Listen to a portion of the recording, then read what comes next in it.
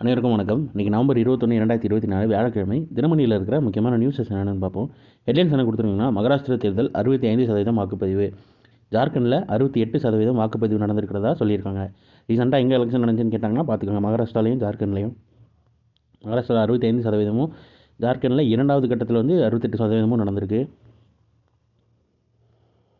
அது 37,592 அரசு பள்ளிகளில் மகிழ் முற்றம் திட்டம், அமைச்சர் அன்பில் மகேஷ் தகவல்னு தெரிவிச்சிருக்காங்க.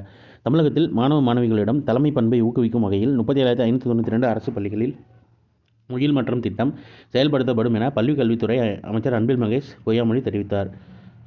அந்த எங்கே வச்சு தெரிவித்தாருன்றதை கொடுத்துருக்காங்க. தமிழகத்தில் உள்ள அனைத்து அரசு பள்ளிகளிலும் மகிழ் முற்றம் மாணவர் குழு அமைப்பை நடைமுறைப்படுத்த திட்டமிடப்பட்டுள்ளது. இந்த திட்டமானது மாணவர்கள் குழுவாக இணைந்து செயல்படுதல், சமூக மனப்பான்மை, வேற்றுமைகள் இல்லாத பரஸ்பர ஆதரவு ஆகியவற்றை முதன்மை நோக்கங்களாக கொண்டுள்ளதுன்னு தெரிவிச்சிருக்காங்க.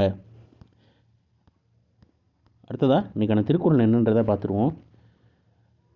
பெரும் பொருளால் பெட்டக்க தாகி அருங்கேட்டால் ஆற்ற விழையது நாடு, மிக்க பொருள்வளம் உடையதாய் எல்லோரும் விரும்பத்தக்கதாய் கேடு இல்லாததாய் மிகுதியாய் விளைபொருள் தருவதே நாடாகும் அப்படின்ட்டு நாடு அப்படின்ற அதிகாரத்தில் திருவள்ளுவர் சொல்லியிருக்காரு. இந்தியா கயானா இடையே 10 ஒப்பந்தங்கள் பிரதமர் அதிபர் முன்னிலையில் கையொப்பம்னு தெரிவிச்சிருக்காங்க. நைஜீரியா பிரேசிலை தொடர்ந்து 3 நாள் பயணமாக இறுதிக்கட்டமாக கயானா வந்த பிரதமர் நரேந்திர மோடி அந்நாட்டு அதிபர் முகமது இர்ஃபான் அலியுடன் இருதரப்பு பேச்சுவார்த்தையில் ஈடுபட்டார். அப்போது இரு நாடுகளுக்கும் இடையே 10 முக்கிய ஒப்பந்தங்கள் கையொப்பமாகின. நைஜீரியா, பிரேசில், கயானா ஆகிய 3 நாடுகளில் பிரதமர் 6 நாள் சுற்றுப்பயணமாக மேற்கொண்டிருக்காரு. அதில் 10 ஒப்பந்தங்கள் கையெழுத்தாகிறதா சொல்லியிருக்காங்க. அந்த 10 ஒப்பந்தங்கள் என்னன்ற மாதிரி கொடுத்துருக்காங்க பாருங்கள்.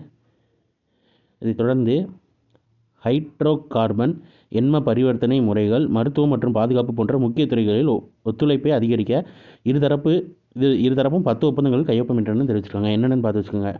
இப்போ வாசிச்சனில் ஹைட்ரோ கார்பன், அப்புறம் டிஜிட்டல் பரிவர்த்தனை முறை, அப்புறம் மருத்துவம் மற்றும் பாதுகாப்பு, இதிலெல்லாம் கையெழுத்து பண்ணி ஒப்பந்தம் போட்டிருக்காங்களாம். அப்புறம் நிலத்தடி நீர் மேலாண்மைக்கு மத்திய அரசின் புதிய இணையதளம் அறிமுகம். நிலத்தடி நீர் மேலாண்மை மற்றும் நிலத்தடி நீர் பயன்பாட்டுக்கான அனுமதி விண்ணப்பங்களை நிர்வகிப்பதற்கு மையப்படுத்தப்பட்ட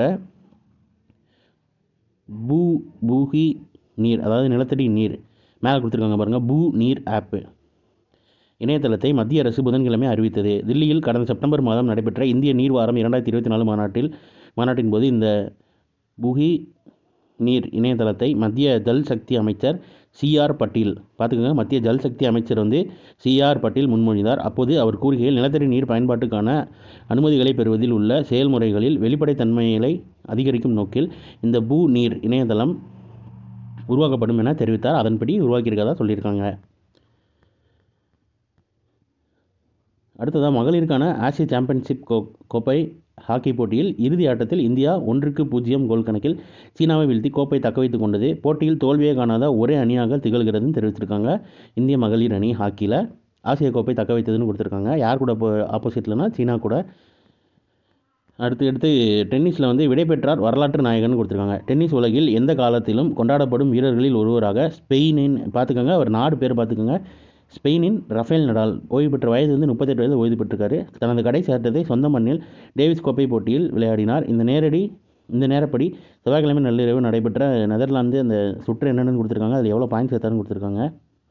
தோல்வி கண்டு போட்டியிலேருந்து வெளியேறியதுன்னு ஸ்பெயினும் 1-2 என்ற கணக்கில் தோல்வி கண்டு வெளியேறுதுன்னு கொடுத்துருக்காங்க. அண்ட் இவர் ரிட்டைர்மெண்ட் அறிவிச்சிருக்காரு 38 வயசில். ஸோ இன்றைக்கான இம்பார்ட்டன்ட் நியூஸஸ் அவ்வளோதான். இது ஒரு ஷார்ட்டட் வெர்ஷனாக 1 மினிட் கரண்ட் அஃபேர் நம்ம சேனலில் இருக்குது. வேணுங்கிறவங்க அதை யூட்டிலைஸ் பண்ணிக்கோங்க. அண்ட் நம்ம டெலிகிராம் சேனலோட லிங்க் கீழே டிஸ்கிரிப்ஷனில் இருக்குது. நம்ம டெலிகிராம் சேனலில் அன்னன்னைக்கு நியூஸ் பேப்பர் PDF கொடுத்துருவோம். அண்ட் அன்னன்னைக்கு நியூஸ் பேப்பரில் இருக்கிற இம்பார்ட்டன்ட் நியூஸஸ் இமேஜஸாகவும் கொடுத்துருவோம். ஸோ கரண்ட் அஃபேர் ரிலேட்டடாக அப்டேட்டாக இருக்கணும்னா மறக்காமல் நம்ம டெலிகிராம் சேனலில் ஜாயின் பண்ணிக்கோங்க. மேலும் இன்னொரு நியூஸில் சந்திப்போம். தேங்க்யூ.